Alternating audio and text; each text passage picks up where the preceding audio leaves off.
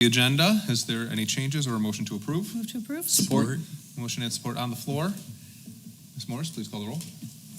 Mayor Pro Tem Casey. Aye. Member Guru-Murthy. Aye. Member Heinz.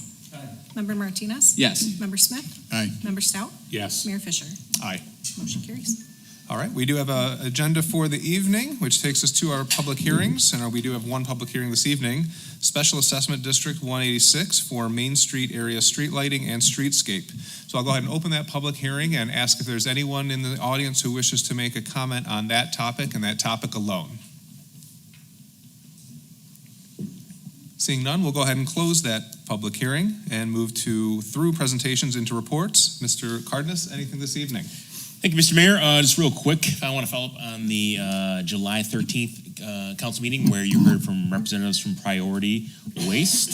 Since that presentation, starting on July 21st, they've had zero misses and significant disruptions in their service. So if anything arises after their August 1st deadline, which obviously was last week, we'll evaluate our options and let you know what a recommendation is for addressing it.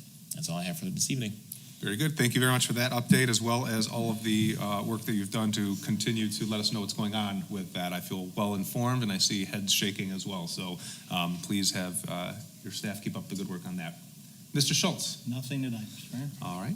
Takes us to our first audience comment, and in order to hear all citizen comments at a reasonable hour, the City Council does request that speakers respect the 3-minute time limit. This is not a question and answer session. However, it is an opportunity to voice your thoughts with City Council. Is there anyone who wishes to comment this evening?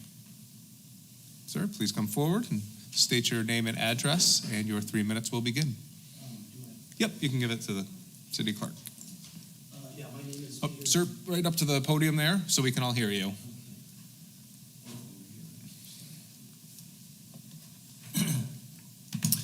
My name is Peter Kandari. My address is 44607 Midway Drive in Novi. Been a resident here for 39 years. I'd like to say thank you for the opportunity to address the council tonight. The reason I'm here is I think Novi has a problem, an issue that a lot of the other communities in this area have, and that is the expanding deer population. The differences, some of the other communities, specifically Farmington Hills, and Southfield are doing something about it. They have a program for culling the herds.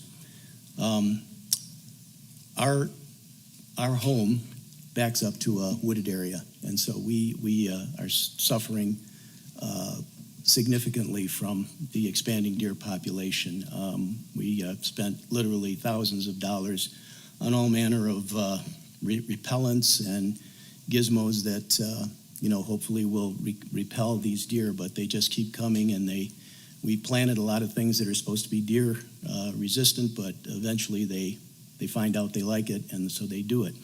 But the real concern is there was a recent article, and I brought copies of it for the council, of the disease-bearing ticks that are associated with having an overabundance of deer. And it's a recent article from a couple of weeks ago in the Wall Street Journal. And some of the highlights of it are that Lyme disease has jumped 60% in Ohio and 80% in Michigan in 2025. And so that's a concern, obviously. Lyme disease is a serious ailment. Some people get it and you don't get rid of it.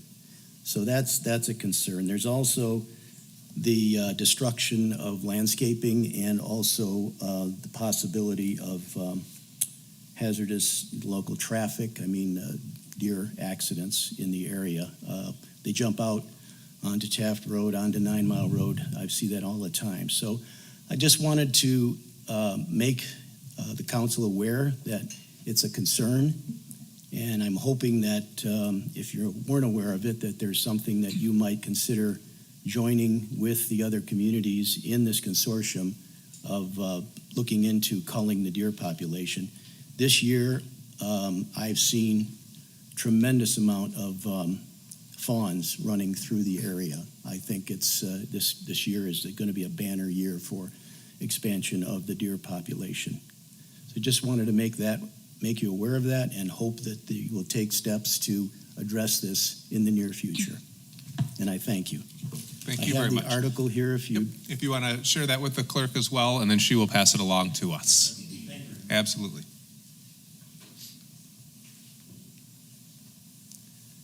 Is there anyone else in the audience that wishes to comment this evening? Please come forward.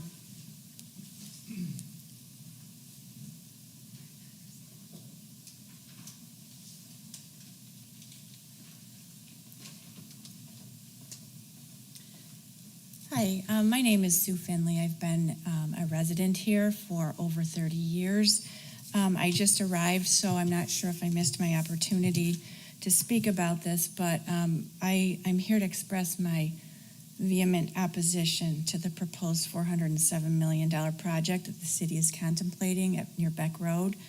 It's my understanding that part of this deal will require the developer to clean up the area so that it is environmentally sound.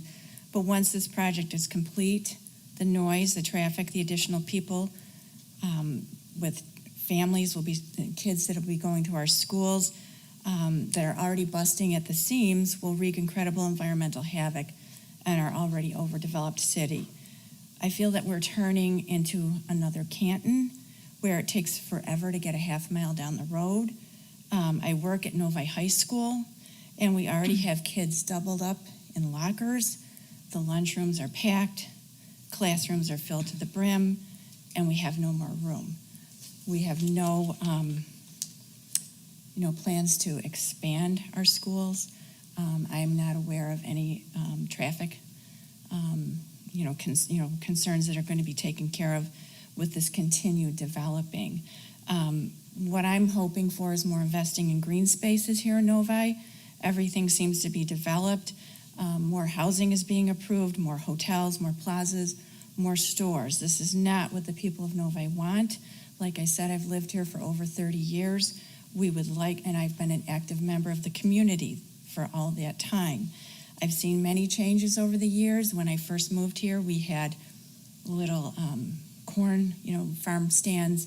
It was lovely, and it was a quaint town. Now, I'm not saying that I am against expanding. Things change, and we need to roll with that.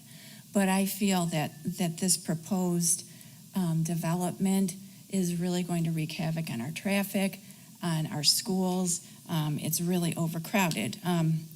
My final thought is that the residents here are tired of the overdevelopment.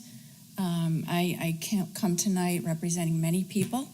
And one of the things that we are voters, and we really want the people to represent what we really feel is necessary and better for our community, and that would include more green spaces, more spaces for our families, and less traffic, less building, less commercial properties.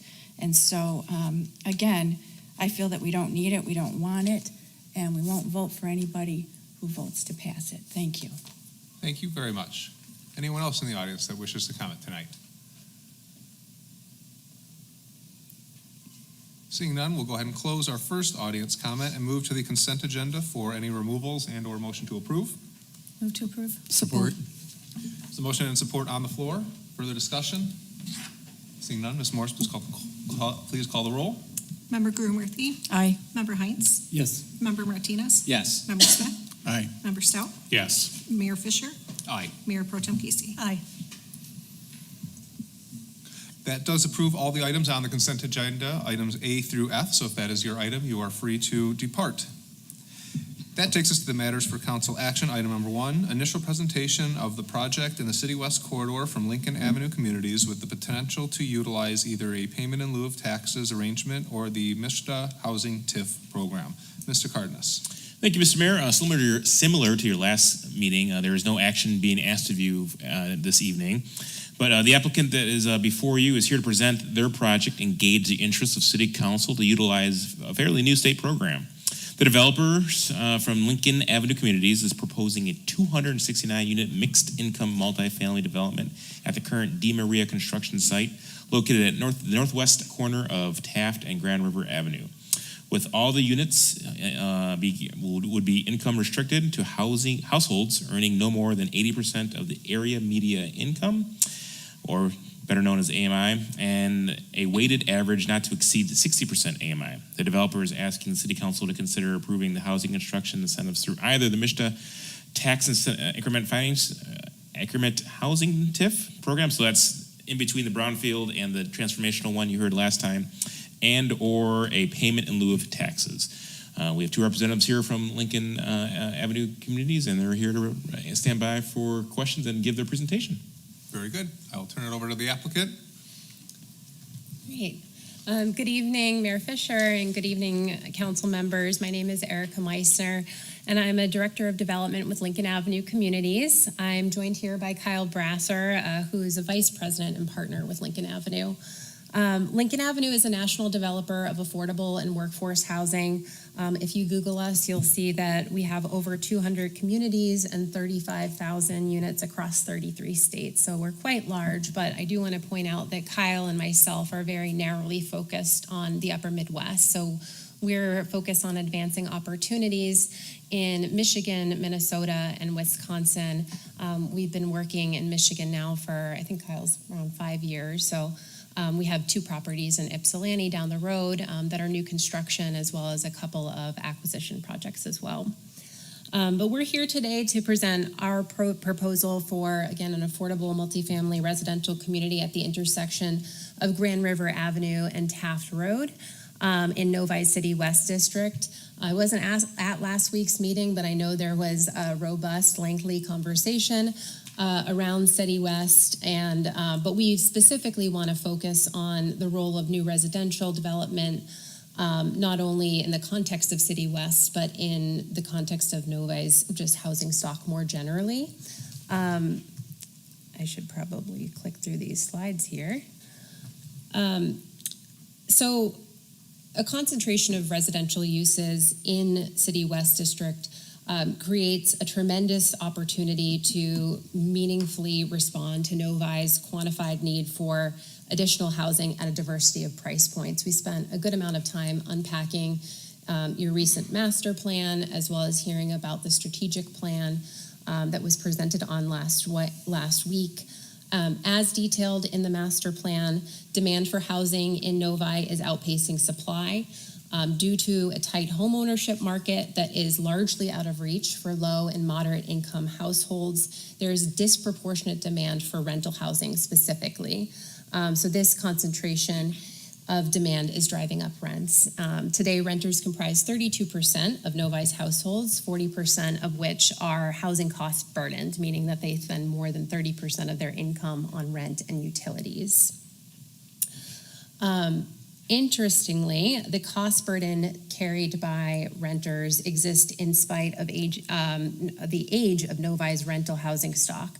So we do have a formal market study underway, but we did a preliminary market study ourselves, and we surveyed 5,900 rental housing units across 19 multifamily properties in Novi, found that the weighted average age of the units to be nearly 35 years old.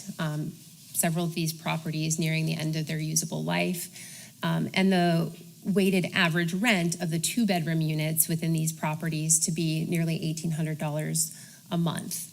That average rent of $1,800 a month is roughly 38% higher than what's considered affordable for household earning 60% AMI. To put those numbers in context, so 60% AMI in Novi for would be $44,000 per year, $72,000 per year, depending on household size. We then plot, I'm very excited about this chart because we typically don't do this, but I think it tells a really compelling story. But we plotted the properties on this graph that we're showing here, and with the x-axis corresponding to the age of the property, so older properties being on the left, newer properties being on the right, and the y-axis corresponding to average 2-bedroom rent. So properties that are less attainable being on the bottom, properties that are more attainable or more affordably priced being at the top. And looking at this chart, there's a glaring hole in that upper right-hand quadrant, is meaning that no properties, at least in relative terms, are both newer and attainable to households in Novi. We're proposing to respond to this identified gap in the market by redeveloping 45500 Grand River Avenue with high-quality, affordable rental housing. The 10.7 acre site is currently owned by Di Maria Building Company. It accommodates their offices in a small-ish building along Grand River Avenue, but it's largely used for open-air storage of construction and landscaping materials and machinery. We do have a Phase 1 ESA under it's in process right now. Don't yet have the results, but we're expecting some level of contamination and of the need for a Phase 2 study.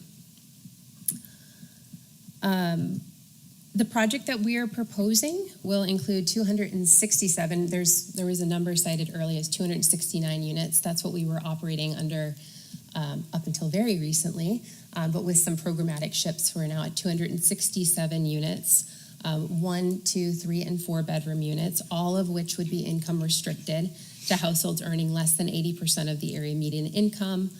And while that maximum will be 80% of the area median income, the average would not exceed 60%.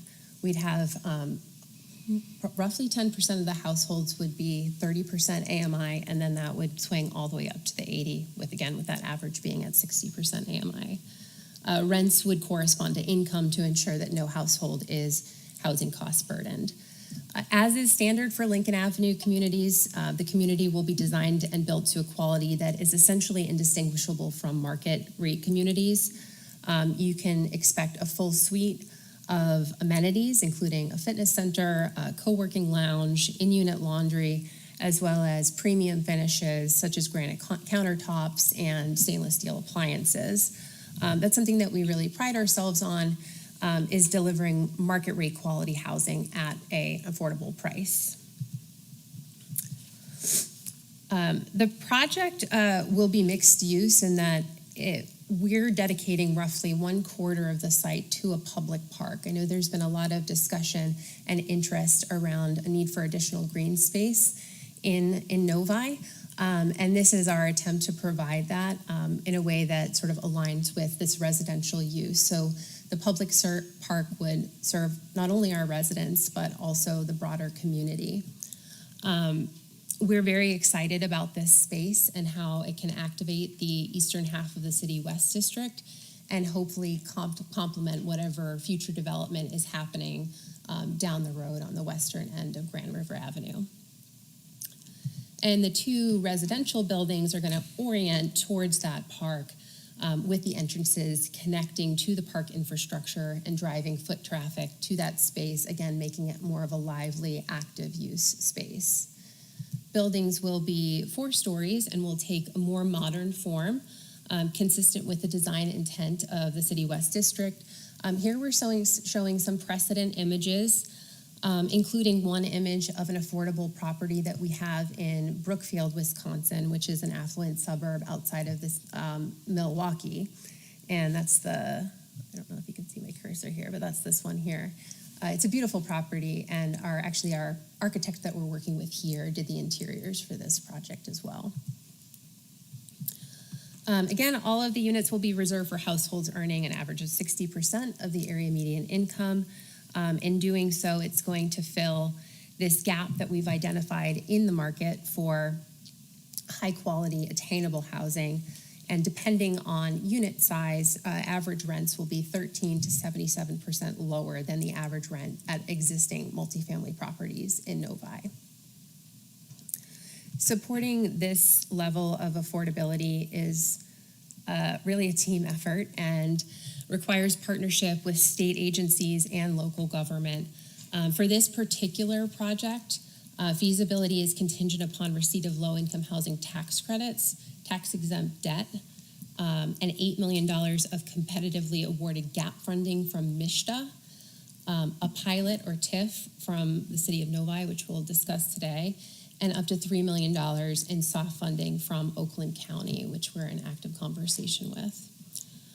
We're advancing applications for all of these sources, but here today to start the conversation with council specifically about a pilot or a TIF. Again, the project is dependent on receipt of a pilot or TIF. Without one of these two tools, it's not a feasible project. Our strong preference would be for a pilot. For those of you that might not be familiar with it, a pilot is a payment in lieu of taxes. And turn my page here. It's a mechanism that's commonly used by municipalities to support affordable housing. So a couple of examples here. Ann Arbor has a $1 per unit per year pilot for its affordable housing projects, which is one of the reasons they're delivering a high concentration of affordable housing in their downtown right now.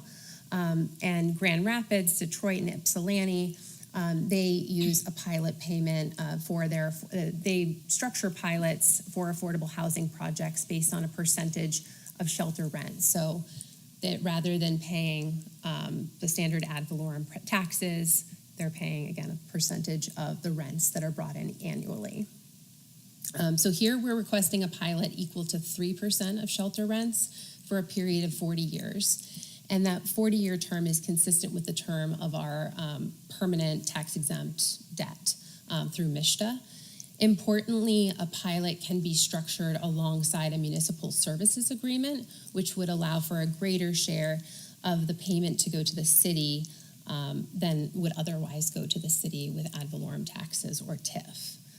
So we're viewing this as sort of a win-win for us, for the project and for the city, but we certainly welcome any questions or concerns that you might have there.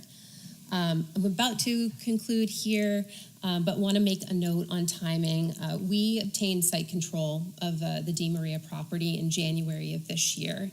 And over the past 8 months, we've been focused on sort of generally establishing deal feasibility through many conversations with city staff, with MISTA, and Oakland County. We are now in a position where we need to submit a full application to MISTA for competitive gap financing in October of this year. With that application, we need to demonstrate or at least provide documentation on what tax treatment the project will receive. And if we don't provide this satisfactory documentation, our application will be deemed incomplete and either we'll forego the project entirely and just call it off, or we'll reapply for MISTA financing again next year.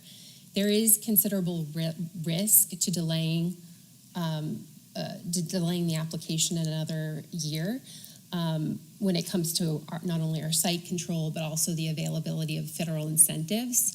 So we're asking to get your feedback today on this request for a pilot or a TIF, if that's where we land, and see if it's possible to come to some sort of strategy or path forward by that October application deadline. That is all I had. I'm happy to answer any questions. Kyle is available as well. And yeah, I'll open up to you guys. Very good. Thank you very much for the presentation. And with that, I will turn it over to City Council for their questions for the applicant and feedback on the proposal. Member Martinez. Thank you, Mayor, and thank you for coming to present to us. Through the mayor to the city manager, city attorney, my familiarity with pilots in other cities have adopted ordinances to help guide their pilots. Is that something we would need to do here in order to consider if we were to do or go down that road for pilot, or are we positioned that we could do it now? So through the mayor, it's not strictly required, but I agree with you that many communities do kind of put that policy in writing. Okay. All right. Yeah, I think just, as from my perspective, it may be controversial. Pilots, I think, are one of those underutilized tools that communities have where we can actually put some parameters on how we can get actual true affordable housing in Novi. So I'm not opposed to a pilot necessarily. I do admit that sitting here right now, I'm kind of balancing it in my head between, the potential for, or given the financial projections that we have in the city, how that could potentially bear on that. But I will tell you that, definitely the kind of thing that I like to see, where we can make housing accessible to people in Novi at all income levels. This is something that we hear of a lot, that there are a lot of people just looking to get a foot in the door in Novi, and they don't always know exactly where to start. So in that respect, I think that this is definitely an idea worth considering. I appreciate the detail that you've gone in here to make us aware of kind of what your timelines are and what is actually sort of at stake here. I would welcome more information on this as it continues to come through, but generally I'm not entirely opposed to the idea of a pilot in this situation. So thank you, Mayor. Thank you, Member Martinez. Member Gurumuthi? Thank you, Mr. Mayor. Thank you for coming and presenting today, because again, we've heard from the residents, whether through the Novi 2050 or everywhere, that we do need affordable housing. So it's very important for me to understand these proposals and see how we can bring this to our community. I'm still trying to digest these numbers, as much as possible. It's not been easy, with the calculations and all those. So quick question on the payment. I know you didn't go through, but how did you, trying to understand between the TIF and pilot, how do you come up with those numbers? Yeah, of course. So the TIF payment is going to be, well, first off, we would pay our ad valorem taxes, right? And then we would get the reimbursement from the city. In this case, we would need a 90% reimbursement of those paid taxes. So the ad valorem taxes are going to be calculated however the city assessor assesses the property. We're still working with the city staff on that to see if there would be any deviation from the typical assessment process for affordable housing. But yeah, we would be paying the millage rate. The millage rate would be applied to the assessed value, and that's how we would calculate those taxes on the TIF. And then the reimbursement would be equal to 90% of those taxes.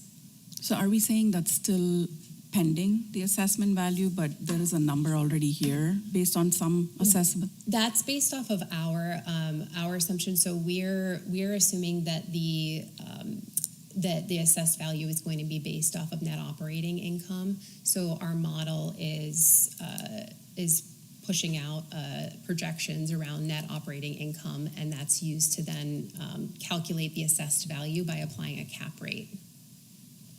Okay, it will be very helpful. We have a lot of data behind this, which we've shared with city staff.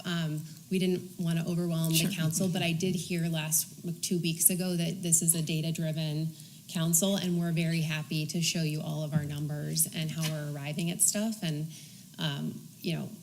fine-tune as needed, and potentially bring in, if there's additional experts that are needed, we're happy to pull in those folks as well. Not, just to understand at least, the key here is what are those variables, just to understand those, right? Which is some things are static, but then some things are variables, to make sure that there is no risk or anything, going forward. So it'll be helpful to understand that. Yeah, of course. And then the average annual payment, that's another data here that I was struggling with, because I think you've used a 2.5% inflation for, calculating, because you go through the 40 years. Mm-hmm. With the 121, and then you come up with the average. Is that going to be a standard amount, or it's going to change with the tax increment, or is it going to be a variable amount? We're applying a standard inflation assumption of 2% in this case, and that's what's informing that average number. Sorry, you looked. No, I think it's 2.5, but yeah, it'll be good to know which percentage, so to see. And then again, is it a static amount? The inflation amount, or will it change based on, is it going to be a standard 2.5 across the board for 40 years? No, it will not. It will flex with the actual assessed value and our NOIs, and however the assessor is assessing the property itself. So right now we're assuming a flat 2%, but it will flex year over year. So that's going to be another variable amount as well. But in terms of pilot, is that going to be, it's based on the rents, right? The 3% on the rents, of the rents, and the annual amount. Yes. So the remaining financial gap that's listed here for TIF, how would that be closed? Because without that amount, you would not be able to close this project. Correct. At this point, we don't have any other sources that are identified to close that gap. We're already looking to Oakland County, and the maximum that they've indicated they'd be able to contribute is $3 million. And then we're tapping out all of our resources with MISTA. So we don't have a way to close that gap at this time. And a little bit of color behind that gap. One reason why that gap exists with the TIF financing is because MISTA is requiring projects that leverage TIF to carry a TIF reserve within the development budget that's equal to 2 years of ad valorem taxes. So in this case, we would carry an additional $1.2 million in expenses through the duration of construction, and that is a part of what's driving the gap. So what will, the thing that is not clear is if this gap, again, comparing both, right? Like, so if there is this gap, then what's that risk? With, whether some part of it doesn't get done or, ultimately the ideal state is getting the funding. But if we don't get, then this is what's going to happen. Kind of knowing that upfront will also help to compare both. Yeah, certainly. And I can speak to that briefly now. So our gap and sort of what we're identifying as a feasible versus infeasible project is based off of MISTA's underwriting criteria. So they have specific guidelines and requirements with respect to paid developer fee and the timeline in which that's repaid. If we have a gap and we don't have any way to repay that repay developer fee within a 15-year, what ends up being a 15-year period, the project is it's deemed infeasible, and we would likely move on from the project.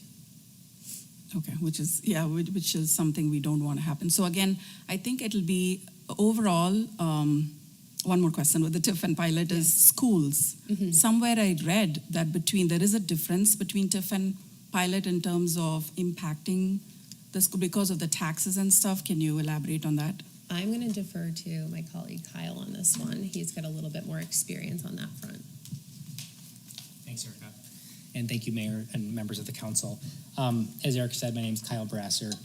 To answer your question on the TIF and the pilot, so typically, and some of this is either statute or ordinance driven, so but typically what happens with TIF, tax increment financing, is the property taxes are paid, and whatever portion is not returned to the development to help finance that goes to the taxing jurisdictions in the same way that property taxes normally do.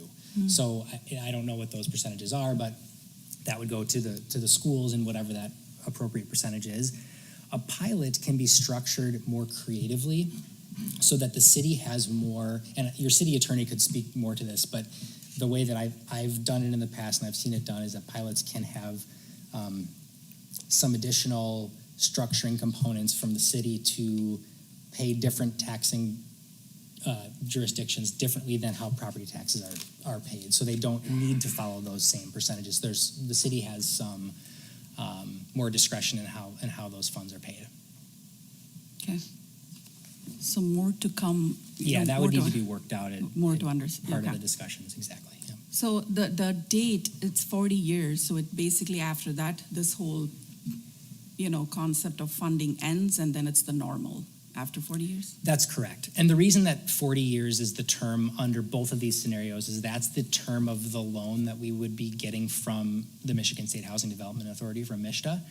And they want to know that during their loan term, these variables are set. After 40 years, then we would be getting a new loan, and the project would likely go through some reinvestment, recapitalization. Okay.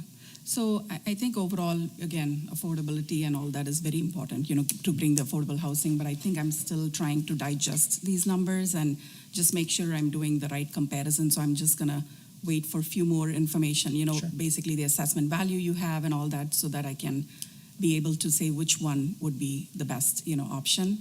I have other questions for you in terms of, like, when I see the Ypsilanti projects, right, you had two different types of, housing. Yes. The first one was affordable units, like we are talking about, and then the other one was residence for seniors. Yes. So why didn't we look at that option for Novi? So the other one, they were both affordable in Ypsilanti as well. I think it had to do with our assessment of the market and the demands here. We aren't entirely closed off, and these wouldn't be, 55 plus demographic wouldn't be precluded from renting here, but we, as it stands today, what we've envisioned is sort of general occupancy, so it'd be available for individuals, families, and seniors. But we're open to feedback and other considerations if council feels strongly about senior housing. I would absolutely, I mean, I'm seeing firsthand how, friends are, the people around me are like, once their kids graduate from Novi High School, they're trying to move to, South Lyon so I would absolutely encourage that we look at, because you've already done such things before, look at the market. We absolutely need a place to, for seniors. So I would encourage you to look at it and see how you can bring that into this project, for sure. Okay. Mixed use is another thing. I know you're going to hear that as well in terms of the retail, or the way you have it is just housing, but it'll be nice to see, again, some retail or just the first floor. Having the retail as well as the houses would be excellent, because that was kind of one of the things we wanted to see there. The next thing was, I did read an article regarding the project that you had done in the Ypsilanti back in March 2025 in terms of affordable housing and stuff. And I did read that people were concerned about affordability. So can you elaborate on what exactly was the issue, and how do we sustain this affordability for several years? I don't know the specific concern that was raised, but if the concern was that the units weren't affordable enough, is my guess, those projects are entirely at the 60% AMI level that Erica referred to earlier. And also Washtenaw County, they have the highest rents, the highest incomes, and then therefore the highest affordable rents in the state. So they have a couple things working sort of against them from that perspective. But what we were targeting there was sort of one single fixed level of income. As Erica mentioned during her presentation, we're actually planning to do something called income averaging here, where we have lower, even more affordable units, and then kind of stepping up in affordability throughout the project. So we're meeting a wider gap of incomes and affordability levels here, which is different than what we did in Ypsilanti. Okay, so how do you sustain that affordability? I'm still trying to convince myself. Like how do we ensure that we will continue to operate at those rent levels? Yes. Yes. Thank you. I missed that part of the question. So we apply to the state agency MISHDA for their financing tools. They put a land use restriction agreement. They put a restriction in the deed that says you need to operate at these rent levels for X number of years. Typically it's 30 years at a minimum. And so we have a restrictive covenant that gets filed when we acquire the property that says, in exchange for receiving these incentives from the state, we have to operate at these rent levels. And so we have compliance requirements that get reported to the state every year that say, here are our rents, here's our documentation, here's our audited financial statements. There's a ton of information that's shared with the state that provides all that compliance documentation to ensure that we're complying with that. And if owners don't comply with that, then there are significant financial penalties and all kinds of things that can come. So, is it just for the 30 years you mentioned? Is it just for the 30 years you do this? Typically, how it works is there is a 30-year restriction period, and then after that period, that we'll often go and we'll recapitalize. We'll do a major renovation again by using those same resources from MISHDA, and so we'll extend the life of the restrictions. But the typical term that they use is 30 years under a MISHDA project. Okay, so I still have to, maybe it's common across the board, like there is a way to, I'm still trying to understand, how do we ensure after the 30 years, how do we ensure the affordability after that, to keep the rents the same and all those, because we don't want it just to be for the first 30 years. Understood. I mean, the other thing that I would say is, like in a pilot agreement or in a TIF agreement, there would typically also be an affordability restriction within that as well. So that's another area that can be worked into the agreement. Okay, through the mayor to the city attorney, is there a way we can make sure this is forever or like, more than 30 years? What is an option to ensure? That's a good question. Okay.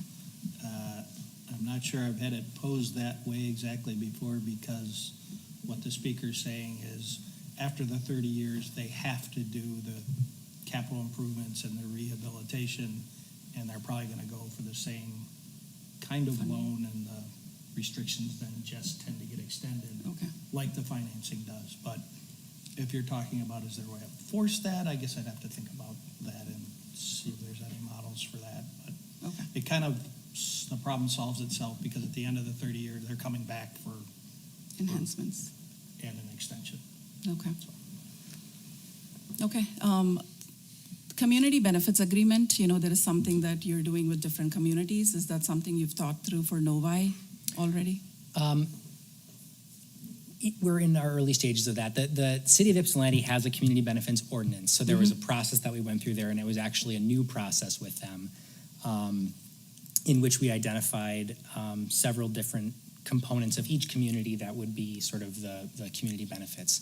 Here, one of the obvious first community benefits is providing affordable housing, just accessible affordable housing. The infrastructure of the city park would be another community benefit. Oftentimes there are utility, improvements and things like that are done. We would likely work on improving our Taft Road to the east as well, because that's currently not improved. So those are the types of things that I would foresee being the community benefits in this development. I would encourage you to continue refining those, because that's something that we want to see as well, not whether it's park or whatever we want to bring. I think it is important to also, because the open spaces, gathering spaces, we've also envisioned in the City West, those things as well. So it should be part of this as well, when we bring something like this. The amenities, when I see all the things that you had, of course, it's a family and, family-focused project is what I see. There's no children's play area, there is no bus stop or anything. That's something it's for sure we need to think about it. Sure, Because, that's kind of basic with anything like this that we project, and I think you already did that in the other project as well. Lessons learned, did you learn something from the Ypsilanti that you're going to avoid doing it in Novi? Nothing in particular. I mean, just to go back to what you said about the play area, we would intend to have some kind of a play area. I don't know that Erica mentioned that, but we would have a play area of some kind for our residents. I don't know. I mean, the process, nothing comes to mind right now that I can think of that I would say we would avoid doing.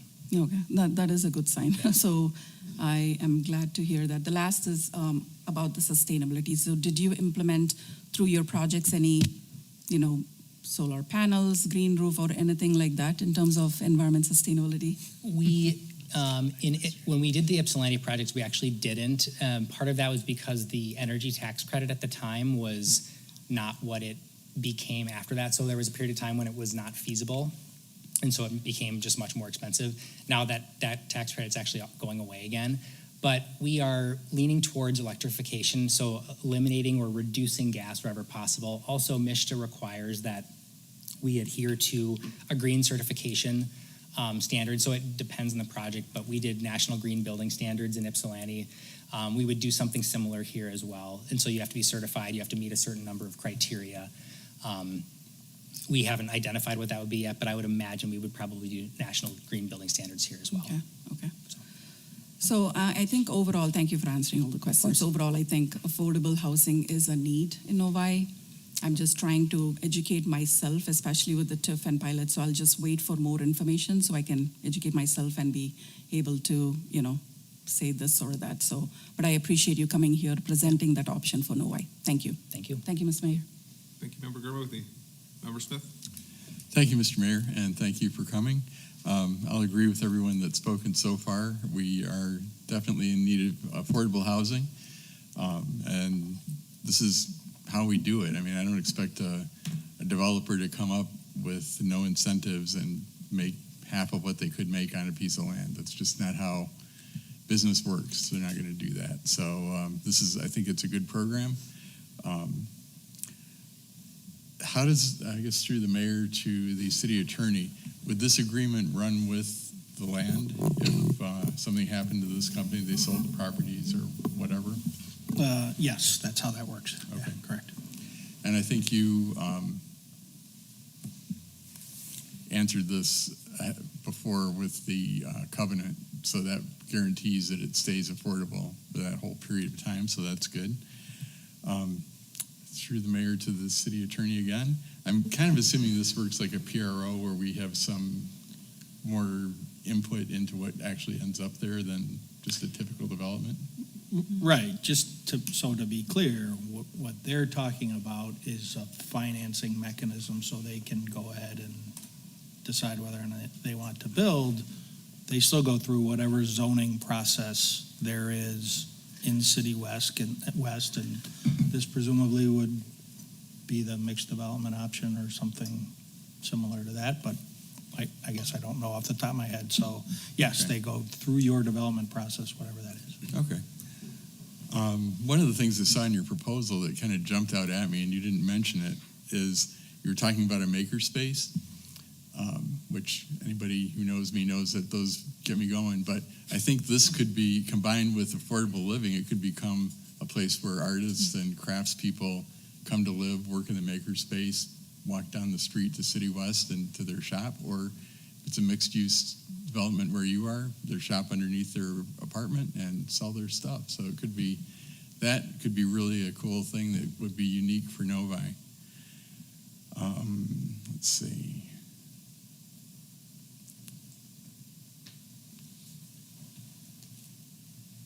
One thing, and this is all rental, and I don't even know how this would happen, but I think for any state lawmakers that might be listening, it would be great to have a program like this where you could do the same thing with a for sale unit. It would get super complicated. I understand why it doesn't happen, but I think that would be a good thing. And that's all I have. Thank you. And thank you for coming. Thank you, Member Smith. Member Hines. Thank you. Appreciate both your presentations today. Well, just what your questions is around, like answers to those.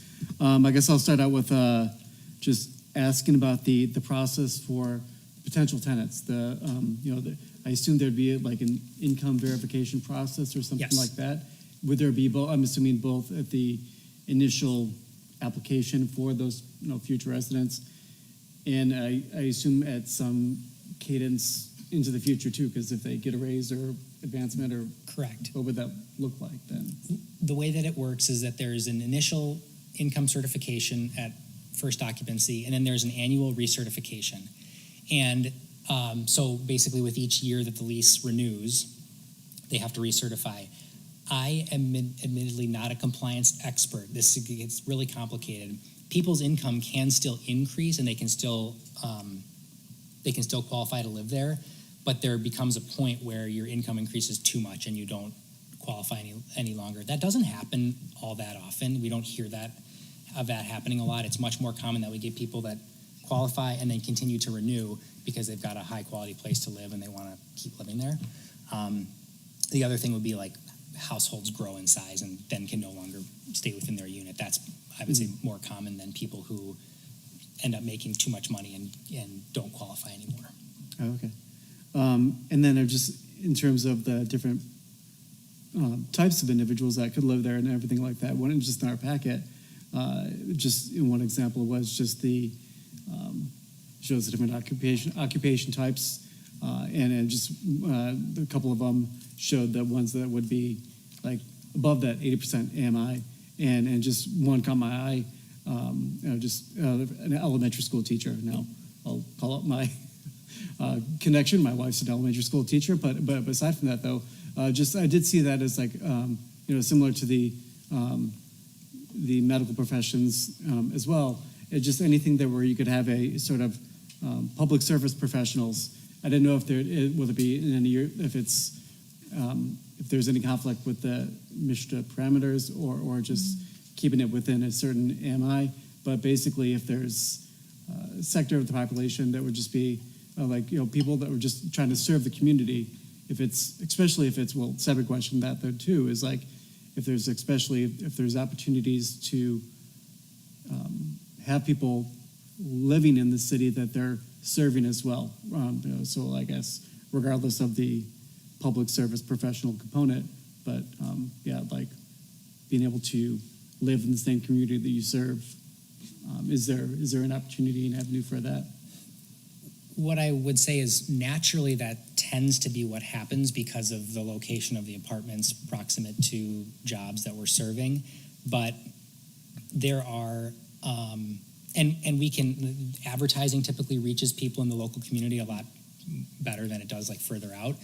But you can't, due to fair housing laws, you can't sort of say only people that live here can rent here. So we have to be obviously very cognizant of that. But what I can tell you is naturally, it tends to kind of like radiate out from where the apartment is located is your general kind of service area, if that makes sense. People who are nearby are going to hear about it more readily. They're going to see the construction happening. They're going to see the advertisements more readily. And it tends to serve people that are kind of in your immediate geography. But you can't like restrictively market to people in one area. So. Okay. And then it was kind of briefly covered earlier as well, but in terms of energy efficiencies, I'd imagine that I was excited to hear that Michigan requires green certification, but I assume that would be just directed with the intent then to make sure that the potential residents wouldn't be burdened with high just utility bills then. Would it be? That's exactly right. And one thing worth clarifying is part of the affordability program. So MISTA determines what's affordable at these different income levels. And what is included in that is rent and their utilities. So depending on what utilities the resident is responsible for, there's a deduction off their rent so that they are able to pay their utilities as well. And the utilities don't get lumped on top of what's considered affordable so that people are then priced out. But I think your initial point about sort of the certification program tends to drive out whether that results in lower utility costs, which actually just benefits the residents because if they're paying their electric bill, they're going to have a more efficient system and they're going to have lower bills. That's great. So just being just environmentally minded is very important to me. So just when you have that built into the program, it's going to benefit any potential residents as well as it's being great for the environment too. With the recent federal housing bill, is there, to your guys' knowledge, would there be any potential impact to this development over the course of its time here, or just? No, there's nothing that was passed in the Road to Housing legislation that affected any of these programs in a meaningful way. The affordability programs that we're using have been in place for over 40 years, and they've been largely unchanged. They've been some of the only sort of bipartisan supported legislation. There have been some tweaks that have been made that have received bipartisan support, and some of the only bipartisan legislation that's been implemented recently. So it's continued to receive a lot of support from both parties and has been largely unchanged for 40 years. Okay. And then the questions that we're asking tonight, hopefully they're helpful for you, but I guess ultimately, what are you hoping for as well? As you guys try to get a sense of how best to proceed of just, are you hoping to get an understanding of TIF versus pilot preferences from us, or just general feedback and? Yeah, it's a little bit of both. I think one, an opportunity to introduce a concept to the council and to just get general feedback on the concept of our proposal, both from a housing and affordability standpoint, and then also general reactions on TIF versus a pilot. After explaining that pilot is, as Erica mentioned, preferable to us. It carries fewer costs and it can be more efficient, but understanding that the city, as it currently stands, doesn't have a pilot ordinance. So feedback on both of those would be very helpful. Okay, yeah, this is something that's new to me, and it just open to it. It sounds like, that the pilot does have some potential, and with its, just flexibility mentioned, I'm open to exploring further, and just, as mentioned by others as well, just the housing affordability continues to be a huge issue for everyone, so if this is an opportunity to kind of alleviate that for some, it does seem like something that would just be open for me to, be open to. So, thank you. Thank you. Thank you, Member Heinz. Member Stout. Thank you. Are you familiar with our Corridor Improvement Authority? Yes, I am. And how does that affect the authority, what you're asking? We've talked about it with city planning staff, and I'm looking at Mr. Cardenas over there because I know we talked about this a little bit. Were we able to figure out how this impacts the Corridor Improvement Authority? Through the mayor, is how I understand it is this is all based on 90% of the total generated taxable incremental financing, or the pilot that it would be around the CIA would not receive any capture, so it would have to go to the CIA to ask them. We're looking into the city attorney's office for clarification, but there would have to be some kind of approval process. If we do the TIF, the CIA would have to forfeit those dollars. The pilot is a little bit different, that there is no real tax capture, so they would be kind of held harmless because there would be no tax generated from them. Boy, I'd like a lot more clarity on that. But so through the mayor to the city attorney, the Corridor Improvement Authority would have to weigh in on this and their willingness to give up a portion of their money, which basically would be all of it, correct? So I'll probably echo what the city manager said there. I think we're still looking at so you got kind of two different aspects of the Corridor Improvement Authority. Whether it's within the development plan and all that kind of regular considerations that you would give. But I think we need to look a little bit more at the concept of, if no taxes are captured, there isn't anything to be shared with the CIA. So we're still looking at the CIA's role, to be honest. When you say there's no taxes captured, what do you mean by that? So if you did the pilot, the payment in lieu route, the TIF would certainly. Where is the money that would normally have been captured by the Corridor Improvement Authority?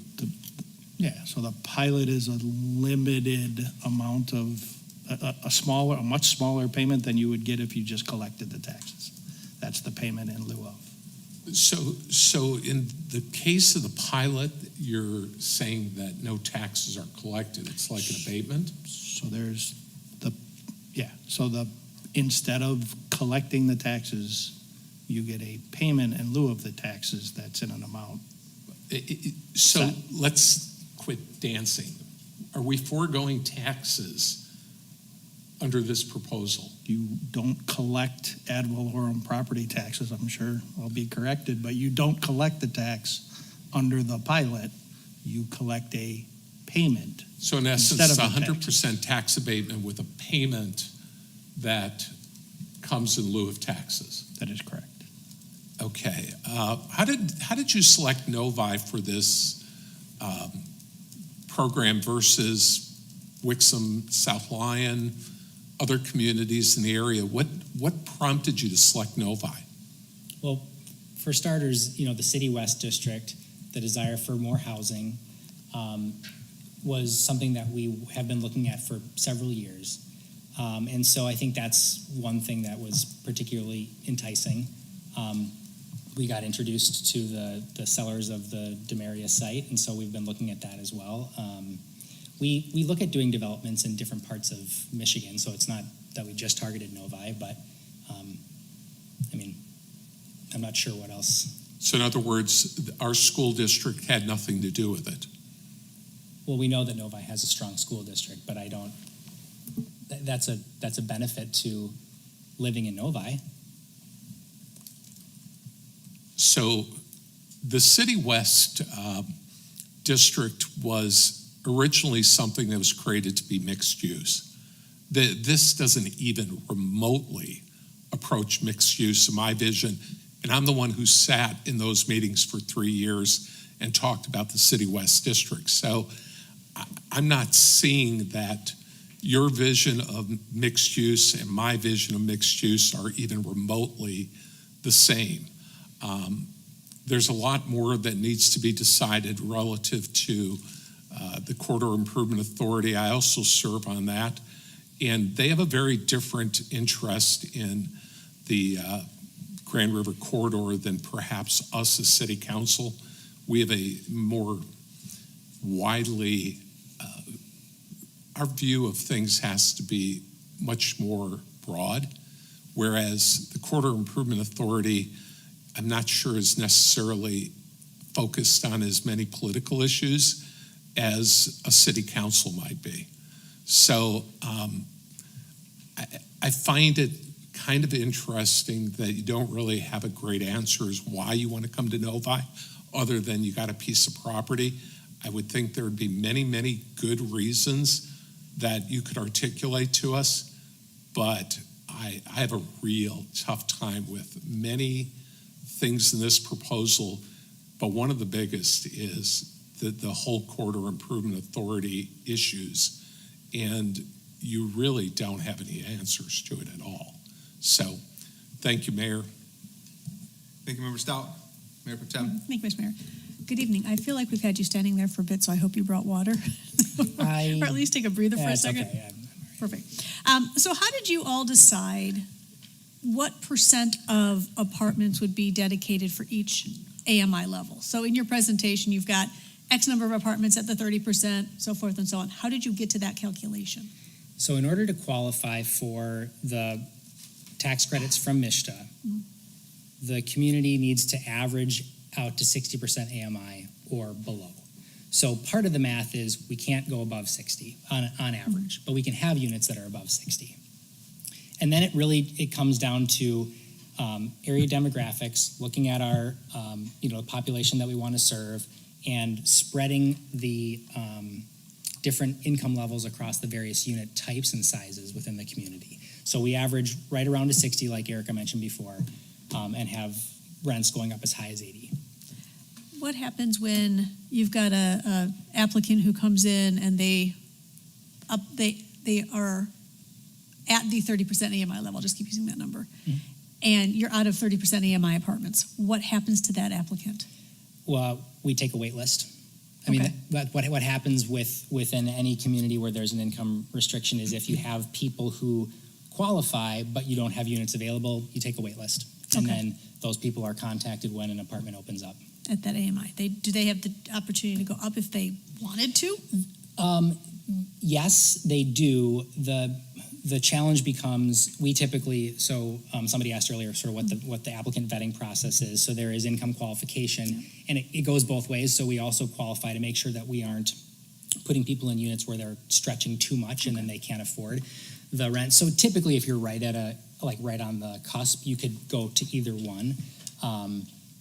But we typically also have our own criteria where we're not trying to put people from one income band in a unit that's too expensive. Gotcha. And did I understand you correctly when you said earlier that the MISTA, I think you said specifically, the amount of money that a renter pays in utilities, so water, sewer, electric, cable, gets deducted from the amount of rent? So they end up paying, and I'll make this number up, I know I'm not right. Let's say the rent was $1,100 is what was set at that level.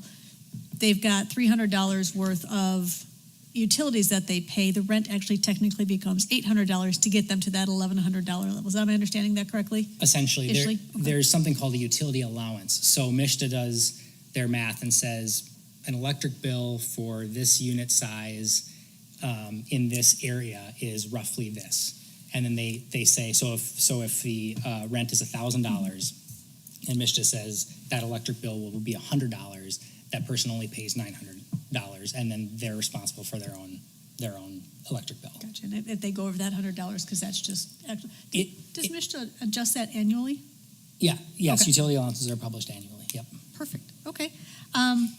You guys had a number in here in your proposal on page 3 of 4, where you suggested 120 permanent local jobs supported. How'd you get to that number as well? Erica, do you know where your job number came from? Yeah, it's from the national. If you want to come to the podium, please. Oh, yeah, sorry.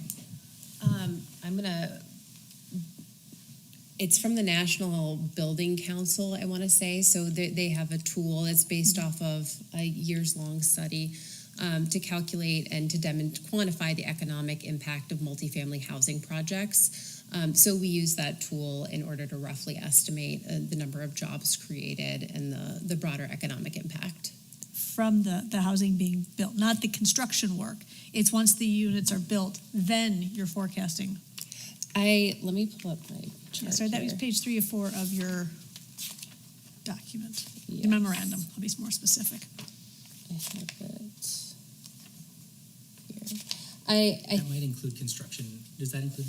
I'm wondering if it was and I'm sorry, I'm missing that page here. Oh, that's great, because you'd say 430 jobs, local jobs supported during construction, but 120 permanent local jobs supported on an ongoing basis. Yes, okay. And so to clarify there, so that's from new economic activity that's going to be Okay. generated from this population, assuming there are new folks moving in to the city of Novi. So we would expect, new retail employees that are required, office employees, et cetera. Okay, that's helpful. So your company is the builder, if you will, the developer, the builder. Are you also the operator? So we're the developer and the owner. We partner with a general contractor who's our general contractor. They're the ones building it. And then we will hire a property manager as well. So the property manager that we would likely partner with is KMG, and I believe they have properties in Novi under there. But you are still the owner of the facility? Correct. Okay. Yes. One thing I just wanted to mention earlier that I forgot to say is that we are a long-term owner, so we are not a group that comes in and merchant builds and then sells. We invest in these communities for the long term. So that's one of our goals, and that's one of the reasons that we have emphasized quality as much as we have, is because we want to make sure that these developments stand the test of time. Gotcha. So what happens if I go to this chart? We heard you say that the financing you're getting from MISTA is 30 years, and you will likely go back and try to recapitalize the loan, and It's 40 years. 4 years. Okay, I'm sorry. What was the 30-year? That was the affordability restriction. Okay, but I heard you talk about needing to recapitalize. Mm-hmm. So at that point in time, are you expecting to renegotiate with MISTA, or because I want to make sure I understand the comment. I'm sorry, I pointed at you, Ms. Schultz, and you really weren't the one who made the comment. I want to make sure I understand the comment about what gets documented in the land use and how that accessibility gets set for 30 years, and then what happens after that 30-year mark. Yeah. So talk us through that again, if you would. Yeah, there's a land use restriction agreement that gets recorded that says that the property needs to comply with the rental affordability restrictions for that 30-year period. What we would typically do is, toward the expiration of those 30 years, we have a 30-year-old apartment building. It's going to need capital improvements. We go back to MISTA and we apply again for their tax credits, which is kind of their incentive financing that we end up selling to an investor. And that raises capital to do a substantial renovation of the project. And with that substantial renovation comes another, I would assume now, 30 years, but in 30 years, the program might be longer, it might look different. But today, that's how the program generally works. Okay. Then looking at the terms up here for the TIF and pilot, what happens after year 40 when it comes to this piece of the puzzle? This piece of the puzzle, what we're asking for right now is that after the 40 years, the TIF or the pilot goes away as far as there's no more tax incentive from the local government. Okay. So you're still counting on whatever refinancing you're able to do through MISTA to continue to absorb the differences in kind of rent versus affordable rent. Correct. And we're not building new at that point. We're investing in an existing building, so the sort of the equation is different, but that's, at least as it is today, that's what we're expecting. Okay. So thank you. I think I might be out of questions because my colleagues have done such a thorough job in grilling you guys. I think, so yes, we hear so frequently that affordable housing is a need in Novi. Everyone has said it to you. I don't need to restate it, but I will. I think the challenge that I've got is the length of the term of the financing that you're asking us for. So generally, and I'm comparing apples to kiwi, so recognize that I know that. But when we look at tax abatements, the longest tax abatement we have given is 12 years. And literally what this request is you're asking Novi residents to, I don't want to use the word subsidize because I know that means something very specifically different, but you're asking Novi residents to absorb some of the costs through either zero tax and the payment in lieu of, which is a small amount of what would be the tax revenue that we should be expecting, or the TIF with, the ad valorem plus the 90%. So you're asking Novi residents to absorb that lower revenue for a term of 40 years, which is longer than my mortgage. I'd love to be here in 40 years, to quote some of my colleagues in previous meetings. I'd love to be here in 40 years, but this is 2 generations of Novi residents that you're asking to contribute to this affordable and this accessible housing. So I'm struggling a bit because I absolutely see the need. I vehemently support the need for affordable and accessible housing. But this 40-year period is really giving me some heartache. And it's giving me heartache on behalf of future residents, not just the ones today and not just the ones who will be Novi residents as you start to build and bring in new renters, et cetera, et cetera. But that's a really long period of time for a property that the city doesn't own, a property the city doesn't manage, a property the city has no influence over, a property the city has no involvement in. If I look at our Meadowbrook Commons as an example, which is our senior housing, it's our city-owned senior housing, we're able to offer lower rental rates than other senior housing. It's a city-owned property, we manage it, we own it, it's our responsibility, we say what happens there. I've got no say as a city into what this is, so I don't even have a means for residents to be able to be influenced, talk to me, talk to my colleagues, talk to the future city council behind this table. So I'm really struggling with this, and specifically, it doesn't matter the TIF or the pilot, it's the length of time that is really causing me some heartache right now as I sit here and I think about it. I had another question for you that unfortunately popped into my brain and then popped right out. So I'm going to leave it there. I will be interested to see what you guys come back with as you continue to refine the numbers, work with our staff, work with the city attorney's office, and come back with a little more refinement to this. But I struggle. I really do, because again, they'll be Novi residents when they move in, but they're not Novi residents today. And I don't know how many of our residents are going to be able to even take advantage of this, because again, you can't restrict geographically, right? So I appreciate you listening. I appreciate the information you've given us. I will just look forward to seeing what comes back when you come back in front of us. Thank you, Mr. Mayor. Thank you, Mayor Pro Tem. Looking at this chart, is it fair to say that another way to put this is that you're looking to recapture 90% of the taxes in the TIF example? That's correct. So what would be, I see year one payment, 121. What is your assumption for the payment if there was no TIF? Do you have that? I don't have the numbers in front of me, but if I recall, it was closer to $600,000. $600,000. And that would be, to an earlier point, that's going to be across all jurisdictions. Correct. All the CIA, the county, the zoo tax, the smart tax, all of that. That is all going to be waived in behalf of this project. The Minus the 10%. Correct. Yeah, the 121 would be paid in the same proportions to those, but yes, the other 90% would be reimbursed to the project.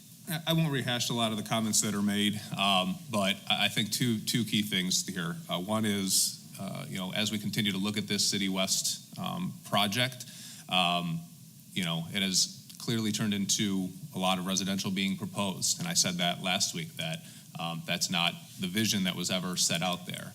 And now there's residential coming in that residents of the city of Novi are being expected to forego taxes on. And not only are they going to forego them, to the Mayor Pro Tem's point, you're talking 40 years. And quite frankly, I don't think you gave me much confidence that after 40 years, you won't be back here with my predecessor's successor, asking for the same thing again. Can you guarantee that you will not ask for any abatements beyond those 40 years I don't on behalf I of don't your know. company? I don't know what the future holds, so I can't guarantee that. But I can tell you that right now, that's not what we're asking for. But I understand your point. Well, I don't think legally you're allowed to ask for more than that right now. But I just think in reality, the economics of it, you're already telling us that you're going to go back to the state to renew this in 40 years. I think the reality is that you'd be back here. We're setting up a situation where Novi is likely never going to get any taxes on this property. And I think that would be unfair. So I think Mayor Protem did a nice job of explaining that, affordable, attainable housing, it can be a goal of ours, but this is a very, very rich incentive that takes away from our current residents. And so either of these is, the numbers that you're projecting today is not something I would be willing to support. All right. Any other final comments from my colleagues? All right. Then that goes ahead and concludes our feedback on item number 1, which takes us to items for council action number 2. Consideration of approval to award the construction contract to Quality Construction Corp., the low bidder for the 2026-27 Neighborhood Road Program concrete in the amount of $4,731,490. Nothing to add, Mr. Mayor. Turn it over to City Council for discussion and/or a motion. Move to approve. Support. Motion and support on the floor. Member Hines. I just wanted to comment and say I love this name. That's all. The company name? Yeah, quality. Fair enough. Mr. Cardenas, please be sure to pass that along to should they get the bid. Ms. Morris, please call the roll. Member Hines? Yes. Member Martinez? Yes. Member Smith? Aye. Member Stout? Yes. Mayor Fisher? Aye. Mayor Pro Tem Casey? Aye. Member Gruenworthy? Aye. Motion carries 7-0. Item number 3, consideration of approval to award the construction contract to Federal Paving, Inc., the low bidder for the 26-27 Neighborhood Road Program asphalt in the amount of $5,378,404. Mr. Cardenas, anything to add? Nothing to add, Mr. Mayor. City Council? Move to approve. Support. Motion and support on the floor. Member Hines? I Ms. just- Morris, please. Oh, Member Sorry, Gruenworthy. Mr. Mayor, just one comment. I think going with the low bidder, I think I support and everything. I just noticed a couple of things. I just want to make sure we go through it. Looking at a couple of things, I saw that for crew days or traffic, when we compare vendors, they should be around the same amount or same number. But the amount for traffic control was like $12,500 for the one we are picking, Federal Paving. But then it goes, another vendor is $1 million, like almost $981,000. So I just wanted to make sure if we can close the loop on whatever we've scoped is exactly what we want, so we don't get surprised by a big change order for, a big amount, because the difference between the vendors are pretty high. Thank you, Mr. Mayor. Any other comments? Ms. Morris? Member Martinez? Yes. Member Smith? Aye. Member Stout? Yes. Mayor Fisher? Aye. Mayor Pro Tem Casey? Aye. Member Gruenworthy? Aye. Member Hines? Yes. Motion carries 7-0. Item number 4, consideration of approval to award the construction contract to Springline Excavating LLC, the low bidder, for the Crescent Boulevard and Lee Begole Drive extension in the amount of $420,865. Nothing to add, Mr. Mayor. City Council? Move to approve. Support. Motion and support. Ms. Morris, please call the roll. Mr. Mayor. Oh, Mayor Pro Tem. Thank you, Mr. Mayor. I'm going to echo a comment that I've heard one of my colleagues make several times as we talk about projects that are related to the bond. And this being the one that is under city management and not PMR. I have mentally kind of tracked how we are spending money to the $20 million that we've set aside for the road, but it'd be very helpful to have a chart that says when I'm approving this $13 million, what I've already, as a council, what we've already spent. So. Through the mayor, a lot of that's on page 6 of the item, and so it has a lot of the items that have already been awarded. Thank you. I have completely missed that, and I'm completely embarrassing you for pointing that out. Thank you, Mr. Mayor. Not my intent. I know, you're good. I'm set. Thank you, Mr. Mayor. Anyone else? Ms. Morris, please call the roll. Member Smith? Aye. Member Stout? Yes. Mayor Fisher? Aye. Mayor Pro Tem Casey? Aye. Member Gurumurthy? Aye. Member Heinz? Yes. Member Martinez? Yes. Motion carries 7-0. Takes us to item number 5, discussion on the recent deliberations at the Finance and Administration Committee as it pertains to the Novi Ice Arena. Mr. Cardenas, anything to add? Yes, Mr. Mayor, the FAC has met on several different occasions, most recently had a tour of the facility, and as directed at the last council meeting, I wanted to bring this before City Council for further direction to city staff as pertaining to this topic. So with that, I turn it back to you, sir, for further deliberation and discussion. Very good. I'll go ahead and take the first stab at this one, as I've been pretty vocal about, I think the need to investigate different ideas for the ice arena, and also having been the chair of the Finance Committee as we've dove into a lot of these things. And first and foremost, I think I want to take some time to acknowledge staff, and I think they've done a very good job of providing the information that we've looked for. I know that we've gotten all the minutes and all the data and all the financials, all that information's been shared with all of council. But yes, we did recently have the opportunity to meet at the ice arena. I know that a lot of us had heard about, some of us might have even been surprised that the two hockey teams had dedicated spots there. We also have a skating club there, Novi Youth Hockey. There's a lot of groups that have a deep care for what happens to the ice arena. And I think when we were all talking about potential future of the ice arena, we all wanted to make sure that kind of those groups were kind of somewhat taken care of, or made sure that they weren't displaced or anything like that. And I think what I got from the conversation recently and on our tour is that, I think that it would be very hard for us to probably go down the path of a sale or a lease or anything else, and be able to probably accomplish everything that we want to do for those particular groups. We've also found out that there's some additional deed restrictions on the property that we would have to work with the person who gave us the property.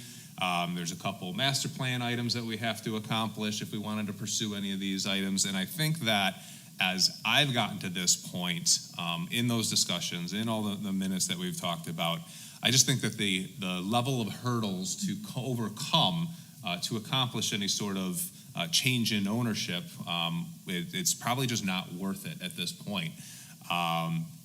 Every time we talk about doing some of this stuff, it is diverting staff away from other projects and their day-to-day activity. And I think just the large mountains that would have to be moved to accomplish this versus the reward, I'm just kind of over it, and I think that it's time to move on from that. And so obviously we wanted to have this discussion to have other people chime in as well. My recommendation after we have had the opportunity to look into that is, what I noticed, I'll call it this. I think we've gotten in a situation where, we have Suburban and they're an excellent partner. I would say they do a very good job of kind of running the programs and doing the skating and all those things. But I think we've kind of, we're not as much of an active owner anymore. And so what I think, if we're going to put the effort into anything, I think that we need to redirect the staff focus a little bit into our active management and active ownership of that facility. And by that, I mean, we have now gotten to the point where we have no debt on it, on the property. We should really start driving the strategy from City Hall on what we want that building to be in the future. I'm talking about we should be building a reserve to, do additions onto it. Maybe we want to, add more meeting space. We could add on to portions of it. We always talk about needing more meeting space and community space. Maybe that becomes an area where we can do that. So, my first frustration that kind of drove a lot of the discussion and where we are so far is we've kind of had this payment fall off. Think if you get done with your car payment, that money just doesn't go away. You're probably going to start piling that money away in a savings account to take care of any repairs that needed. So one request I would have is that we actually go back to the financials and have staff do a deep dive and really figure out what we have done to make sure that we can start peeling off and setting up a very strategic reserve to do something to make this a world-class facility. The second thing I noticed, in these discussions with all these user groups, is the fact that, we do have to remind them that we are the owners of this. And while they have that space and they have it for free, some of those contracts have lapsed. So we need to get back on the horn with them, remind them, hey, we're happy to be partners with you, but by the way, we also need protections. We need to make sure that there's any liabilities or items that need to be taken care of, insurance, that kind of stuff, that we're protected as a city, even if we're letting someone use our facility. So that's kind of the second item that I really wanted to take care of. And the third overall is, again, having to do with suburban. I walk into that ice arena and I feel like it's Suburban's ice arena. It's not a city asset. I think we really need to look at the branding. Go look at the website for Suburban, for the Novi Ice Arena. Not very much talking about the city and how the city residents put the money up for it and in the history. Really, Suburban's logo is probably bigger than anything else on that website. So I think we need to take an active ownership role here. That's what I would like to see us pivot to, away from any change in ownership. And I would like to recommend that we deep dive some of those things and ask staff to come back sometime before the end of this calendar year and promote some of those things. Including, too, is a discussion, sorry, I just forgot it, too. When we were talking at Suburban, they have started to finally get on board with the concept of naming rights. Because, again, for 30 years now, I can't believe we haven't decided to do any naming rights within that vicinity. So even if we did a small contract, every dollar is a dollar back into the Parks Foundation, which can be used in our city assets as opposed to something else. So these are all the kind of things that I mean by kind of an active ownership role that we need to pivot to and that I would like to see us move forward with. So that is my take on where we're at, given our 2-year exploratory decision process. And with that, I will turn it over to council for any thoughts, feedback, again, anything from the sale propositions all the way to some of the recommendations I had. Member Stout. So I'm probably the one who prompted the mayor into thinking about this. And after listening to him, I agree completely, but I want to go a lot further. One of the things that I really think that is important is that we formalize some of the relationships with the school district users. Currently, they each have a locker room, kind of run down in my mind, but I think that if we're going to continue with this, that we need to go beyond potentially the revenue generated by the ice arena and start looking at this as a city asset that might be value from the capital improvement program and take it the next step. I'm totally with the mayor that we should have a world-class facility. It looks kind of 70 and 80 and 90-ish. Doesn't look the way I would want it to be long-term. So that being said, we have a CIP vote coming up. Those interested in having a world-class facility at the ice arena, that's where the revenue is going to come from, because some of the revenue that we generate from, the fact that we don't have to pay debt anymore will cover some things, but just doesn't take it to the next level that I would expect a facility for the city of Novi to be about. So I'm all about supporting what the mayor had to say. A lot of things opened my eyes there. It is a very well-used facility by a significant number of Novi residents. There are a lot of other residents from a lot of municipalities that are using it, but I was very impressed with the number of children there. While we were there were probably 50 young children who were learning how to skate.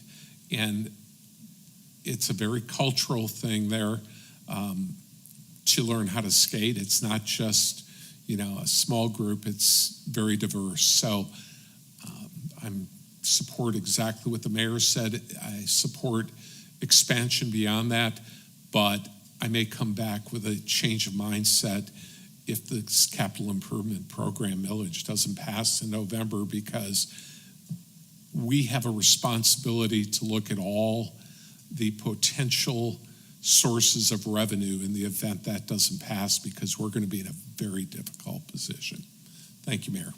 Thank you, Member Stout. Mayor Protem. Thank you, Mr. Mayor. Again, first of all, thank you to staff and the administration for the work that you've done to pull all this information for us so we could be at this point to have the conversation. Because I think it was a well-deserved conversation to have as we talk about making sure that we're managing all the assets that the city owns appropriately and correctly. I agree with both of the previous speakers. The only thing is I'm going to put a little more urgency into the need to get some contracts set with the groups that have locker room space. Because I think we as a city for many years when we were a smaller city, we do a lot of things because it's the right thing to do. And it is still the right thing to do. But if we are offering locker rooms for free to the high schools, to the ice club, to the dancers, whatever the case may be, there needs to be some really crystal clear documentation and understanding of what their rights are, what our rights are, what the agreement is, to the mayor's point, trying to eliminate any liability for the use of those space. So I'm just going to put some urgency behind that request as well to make sure that we get some forward momentum on getting that solved. So thank you, Mr. Mayor. Thank you, Mayor Protem. Member Martinez. Thank you, Mayor. I do want to share my appreciation to the Finance and Administration Committee. It's clear that you've labored over the details on this, and I appreciate that this is coming back to us with the benefit of this additional information and context that you've been able to get. Thank you to the staff as well for helping facilitate that. I think a lot of us felt that sort of head and heart pull, and it feels good that there is a viable path forward where there is a point where they can meet and where we think that we can continue to hold on to this asset and grow this asset for the city. And I know that there have been a lot of residents that have reached out to all of us individually and to council as a whole with a lot of really strong opinions on what should happen to this space. And I think everything that the mayor said tonight is getting us on the right track of righting our financial ship, making sure that we're keeping everything sound and solvent moving forward, but really, really keeping this treasure, as I view it, in the city of Novi in good condition moving forward. So I do agree, if there are contracts that need to be had, let's get them done. Let's make sure that we can continue to put those pieces in place. And as was said, a lot of this and the opinions that we've shared tonight is going to really hang on what happens in November. So I think, I hope and I pray that we don't end up having to have difficult discussions after November. But I really do have faith in Novi residents to invest in our community as they have done, to renew what has been a really successful project over the last 10 years. And I'm excited at the prospects for how that millage, if the voters renew their trust in the city, how that can be used to benefit this particular asset. So I will just add, I think my 6-year-old niece might have been learning how to skate when you all were there. So that was a special moment. So, but all that being said, I'm very happy to hear this. Thank you again to the committee for putting this before us, and I'll yield back. Member Hines. Thank you. I'll echo Member Martinez's appreciation to the FAC committee. So thank you guys for all your work you've been doing with this. And of course, the city staff has been supporting this role as well. It's been quite a ride, and I like how it was recognized by just presenters earlier that we're a data-driven council, and that's going to come with this process of being very much interested in the information and just how our mindset and our direction might change based on new information. So, yeah, much like everyone else, I'm excited to be able to continue to support this being a continued city asset. I guess I would just kind of say that I agree with the mayor in the sense that hoping that we can use any additional resources, whether it be just like funds from naming rights or anything else, or basically just trying to avoid just use, hopefully the CIP millage will be renewed again, but just I'd like to not try to take away from other resources or anything like that that would just be able to be expanded upon in other parts of the city or anything like that, but just hopefully it's, as it's described, this can be a continued self-sustaining piece. But yeah, just of course get some resources as it needs as well. Overall though, I'm excited to see it stay and appreciate the ride. Thank you. Member Smith? Thank you, Mr. Mayor. I'll be brief. Thanks to the committee, thanks to staff. Thanks to the committee, thanks to staff. I think this is a good direction forward. It protects the people in Novi that use it, the school system, the hockey teams that use it. I'm looking forward to moving forward and seeing what happens with this. Thank you.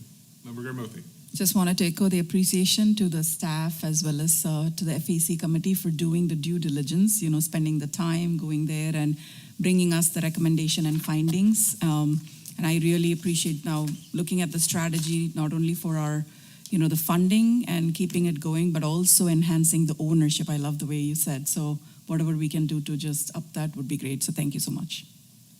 Very good. Any other comments? Mr. Cardenas, do you feel like you have direction? Sounds like we'll have some contracts back very soon and all the other information soon thereafter. 100% yes. All right. Finishes that item number 5, which takes us to our second audience comment. Is there anyone in the audience who wishes to comment tonight? Seeing none, we'll close the second audience comment, move to committee reports. Member Smith, Environmental Sustainability. Thank you, Mr. Mayor. We met on the 27th. We spoke with our U of M fellow who's been both helping us with getting the composting program off the ground and writing a document that will help other communities that want to follow our lead and implement their own composting program. And we talked about the composting program as it is right now. So if you're out there listening, you don't know what I'm talking about, go to our website and look up composting. We have 2 bins back in the back of by Power Park, and there's 2 up at Civic Center. 2 at the Civic Center, 2 at Tollgate Tollgate Farm. Farms. Thank you. Senior moment there. Sorry. Thank you. That's it. Thank you, Member Smith. No mayor on council issues nor communications, which takes us to adjournment. I'll entertain a motion to adjourn into executive session, and we do not anticipate returning. Move to adjourn. Support. All in favor, say aye. Aye. Aye.